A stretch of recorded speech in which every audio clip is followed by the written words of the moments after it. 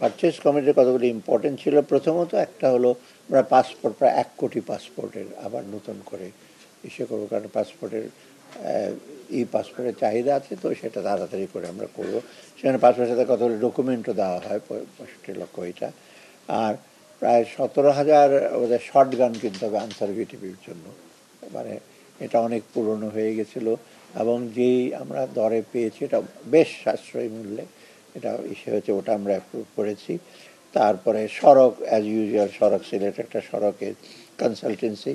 আরেকটা হলো EPI, extended programme of immunisation, টিকা কেনার জন্য প্রায় আমরা ওখানে বেশ প্রায় ইউনিসেফের মাধ্যমে ওটা কেনা হবে, কারণ কতগুলো ওগুলো স্পেসিফিকেশান আছে, ওগুলো কোয়ালিটির ব্যাপার, এবং ওগুলো ওপেনে কিনলে এক্সপায়ারি ডেট চলে যায়, অনেক রকম ঝামেলাতে ইউনিসেফ ওটা করে। একবার নাম মাত্র ওদের একটা সার্ভিস চার্জ, ওটা সবচেয়ে ওরা প্রায় 180টা দেশের সমস্ত টিকা হিসেবে ওরাই প্রকিউর করে, ওদের মাধ্যমে আমরা করছি।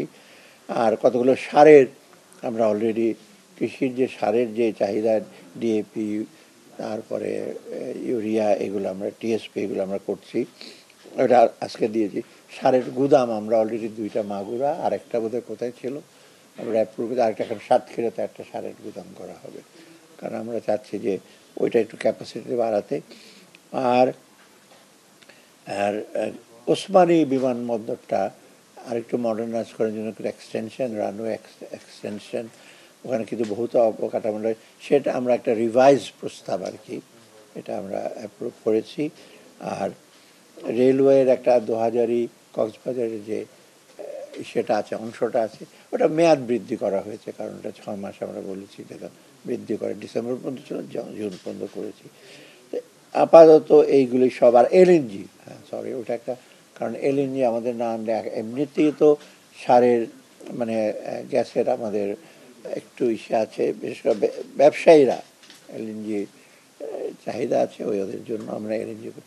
তো মোটামুটি আমরা সার্বিকভাবে বেশ কতগুলো জিনিস রোজার আগেই সেটা চাল, গম এগুলো আনছি, আর বাকিগুলো ক্রমাগত করছে। আর আপনারা জানেন অলরেডি তো এলসি খোলার ব্যাপারে বাংলাদেশ ব্যাংকে তো একটু লিবারেল হয়েছে, আমরা বলছি যেটা গতবার যেটা আমরা ডিসিশন নিয়েছিলাম, এইবার এটা কন্টিনিউ করবে, যাতে করে দামটা সহনীয় হয় রোজার সময়। এখন থেকে এই প্রস্তুতি আমরা নিয়েছি। এই হলো সার্বিকভাবে আছে।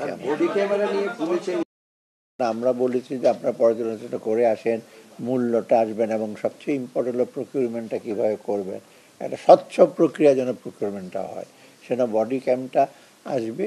হয়তো এখন ওরা একটু র্যাশনাল হিসেবে আসবে, বডি ক্যামেরা খুব অ্যাম্বিশাস ওয়েতে বডি ক্যামেরা যে শুধু সেন্সিটিভ যেসব জায়গা আছে ওইখানে আমরা সাজেস্ট করেছি। ইনফ্যাক্ট স্বরাষ্ট্র মন্ত্রণালয় সাজেস্ট করেছে আমরা সব জায়গায় বডি ক্যাম দিয়ে তো ইস্যু করতে পারবো না, এগুলো মনিটর করার ব্যাপার আছে, ছবি আসবে, ওটার অ্যাকশন নিতে হবে। তো অতএব সেন্সিটিভ যে জিনিসগুলো ওরা ইলেকশন কমিশনের সাথে আলাপ করে ওই তারা সেই রিটার্নিং অফিসারকে না না সেটাই রেশনালাইজ করা হচ্ছে। হ্যাঁ, সময়টা কমবে, সংখ্যাটা কমবে, আমি কত কমবে এখন বলবো না, যখন প্রপোজালটা আসবে তখন আপনারা এটা অতি শীঘ্রই, ওরা হয়তো নেক্সট উইক। নির্বাচনের ডকুমেন্টারি করতে এটা কত টাকা বরাদ্দ হয়েছে, এটা কি? এইটা আমি টাকাটা এখন বলবো না, যেহেতু আমরা একটা বলছি, ওরা টেন্ডার করে আসুক, তারপর এটা তো এখন আমরা ইন প্রিন্সিপাল এগ্রি করেছি। আমি তো পারচেজ কমিটিতে এটা এসে অ্যাপ্রুভ আসে না।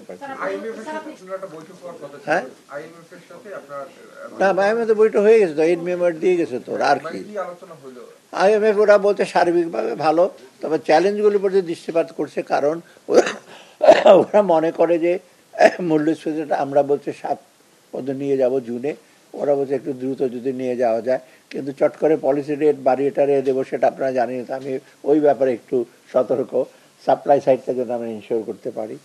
আর ব্যাঙ্কিং সেক্টরটা ওরা বলতে তোমরা 5টা ব্যাংক নিয়েছো, এটাকে বড় চ্যালেঞ্জ, এটা ইসে করো। আর এনবিআর একটা তো খুশি, ওরা তো এনবিআর তো প্রক্রিয়াটা আমরা ইন প্রিন্সিপাল তো হয়ে গেছে, কিন্তু ম্যান পাওয়ার তারপর এগুলো তারপরে পুনর্বিন্যাসের ব্যাপারে অনেক সময় লাগবে। এটা কিন্তু মোটামুটি ওরাই আমরা যেগুলো করছি সেগুলোতে লজিক্যাল কনক্লুশনটা তো আমরা করতে পারবো না, একদম পরিসমাপ্তি আমরা করতে পারবো না।